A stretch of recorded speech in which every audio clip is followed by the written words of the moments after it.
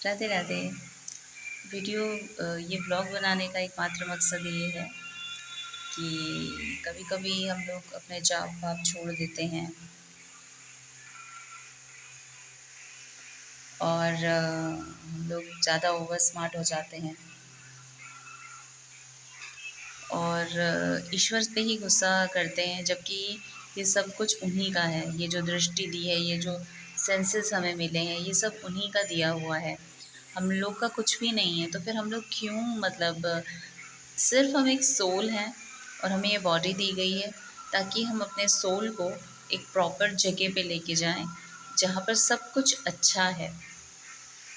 आपको पता है वैकुंठ में भूख भी नहीं लगती है, सिर्फ़ और सिर्फ़ कीर्तन, कीर्तन, कीर्तन, कीर्तन। तो देखिए इस सारी चीज़ों को समझिए, जानिए, बूझिए और अपने शरीर को इतने मुश्किल से, इतनी कठिनाइयों से हमें ये शरीर मिला है और इसका हम सही प्रयोग करें, जाप करें हम, उचित समय पे उठें, उचित समय पे सो जाएँ, प्रॉपर भोजन करें, अपने हेल्थ का ध्यान दें और ज़्यादा माया माया के कहने का मतलब ये नहीं है कि पैसा छोड़ दें। माया का अर्थ ये है, माया का अर्थ वो है जो हमें खुशी प्रदान करता है सिर्फ़ थोड़े समय के लिए। तो वही है, हमें अच्छे-अच्छे कर्म करने चाहिए और हमें बहुत अच्छी-अच्छी बातें सुननी चाहिए, अच्छी चीज़ें देखनी चाहिए, अच्छे लोगों से मिलना चाहिए, अच्छा सुनना चाहिए, यही उद्देश्य होता है। एक बार एक आदमी होता है, मनुष्य होता है, उसको ना मारना, काटना, लूटना से उसमें आनंद आता है। जबकि उसके पास सक्षम हो चुका था, जैसे हमें कुछ नीड होती है तो हम चलो कोई गलत काम कर रहे हैं तो मतलब हम लोग छल कपट भी आ जाते हैं। तो हम ये कहना चाह रहे थे कि कभी-कभी बुरी चीज़ करके भी ना हम अच्छी चीज़, जैसे कि हमारे देश में जो सैनिक हैं, हमारे देश के जो आर्मी हैं, वो भी कत्ल करते हैं, वो भी मारते हैं, वो भी खून कर देते हैं। लेकिन वो अच्छी श्रेणी में आएगा क्योंकि वो अपने देश के रक्षा के लिए वो सब स्टेप लेते हैं। तो एक बार क्या हुआ, वो मारता-काटता रहता था और एक दिन वहाँ से एक साधु गए। रास्ते में साधु गए तो वो वही बोला, मुझे मारना काटना अच्छा लगता है, आप लोग चीखोगे, आप चीखोगे ना तो मुझे बहुत आनंद आएगा। बोलते हैं इससे क्या मिलता है? तुमको मैं इससे भी अच्छा आनंद आता है, तुमको मैं एक रास्ता बताता हूँ। तो फिर वो बोलते हैं मैं कैसे उस पद पर जा सकता हूँ, मैं तो पापी हूँ, मेरा शरीर पाप से भरा हुआ है। वो बोले तुम कुछ मत करो, आज से या कल से तुम हमारे भारत भ्रमण पर निकल जाओ और जितने भी वहाँ तीर्थ स्थल हैं वहाँ हर जगह जाना। तो बोले मुझे कब पता चलेगा कि मैं शुद्ध हो गया हूँ, मैं पवित्र हो गया हूँ और मुझे प्रभु के शरण में जाना चाहिए। तो पहले तो हमें अपने शरीर पवित्र करना होता है ना, तो कब जाना होगा? तो फिर वो बोलते हैं हाँ ये भी बात सही है। तो हुआ ये कि वो बहुत पहुँचे हुए संत थे, तो उन्होंने एक छड़ी दी, सूखी लकड़ी दी और उसको कहा कि तुम ये छड़ी हमेशा अपने पास रखना, टहनी तो हमेशा अपने पास रखना। अगर जिस दिन तुम पवित्र हो जाओगे तो ये इसमें से ना पत्तियाँ निकलने लगेंगी टहनी में से। सो वो बोलने लगा चलिए ठीक है। तो जाने लगा वो और जाते जाते देखा पेड़ के नीचे बैठ गया, वो थक गया। चूँकि उसे घर-वर पसंद नहीं था, संसार पसंद नहीं था, उसे मार-धाड़ पसंद था। तो वो जाने लगा, एक पेड़ के नीचे बैठा। तो पेड़ के नीचे वो लेटा हुआ था तो पेड़ के ऊपर 4 चोर बैठ के ना वो बना रहे थे, प्लान बना रहे थे कि सामने वाले गाँव में इतने बजे हम लोग हमला करेंगे और पूरे गाँव में आग लगा देंगे। तो वही मनुष्य सुनता है और मनुष्य सुनकर बोलता है अरे! ये लोग बेवजह इन सारे गाँव में इतने सारे गाय हैं, बकरियाँ हैं, जीव है, जंतु है, जंगल है, पीछे खेत है, इतने सारे गांव के लोग हैं, बच्चे हैं, छोटे छोटे बच्चे हैं, तो वो सब जल जाएंगे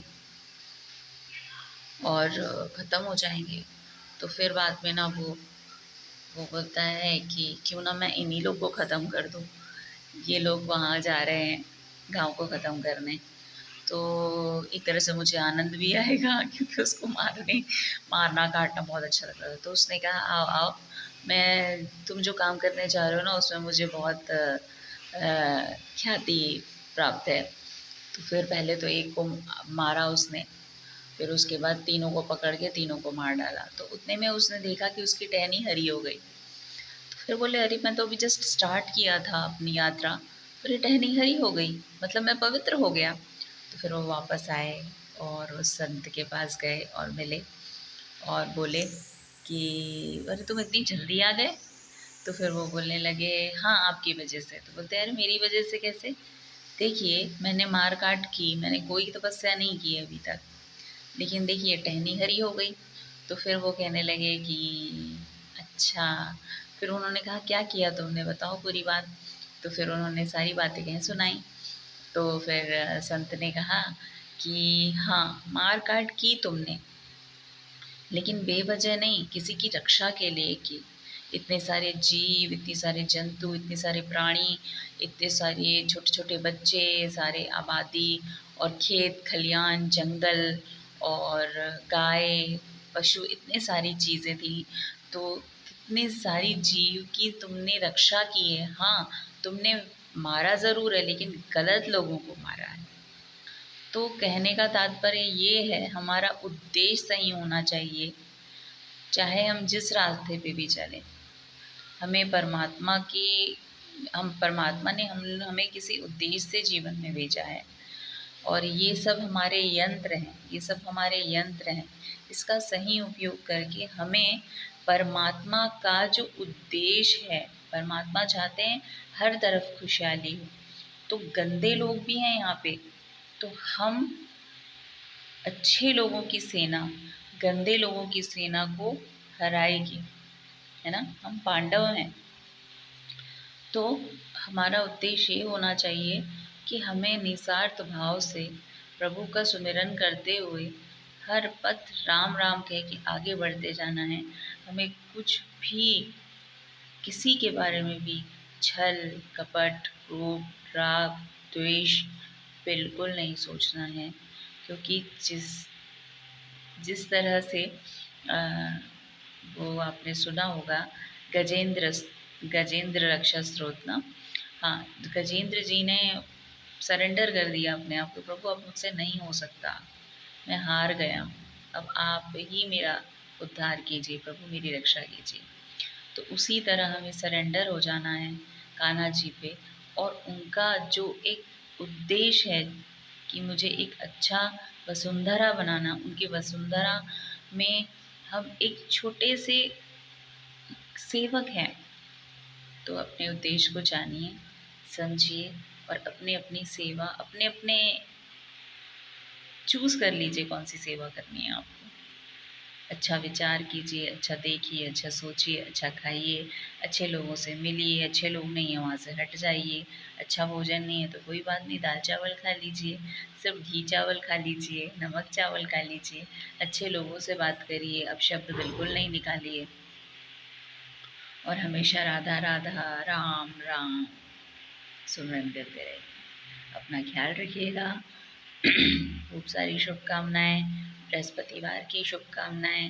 जीवन बहुत सुंदर है, अगर आपकी सोच, आपका विचार, आपका उद्देश्य सुंदर है तो जीवन बहुत सुंदर है, आपका मन बहुत सुंदर है, आप बहुत सुंदर हैं। चलिए, हरे कृष्णा, हरि बोल, हर हर महादेव शंभो, हरि बोल।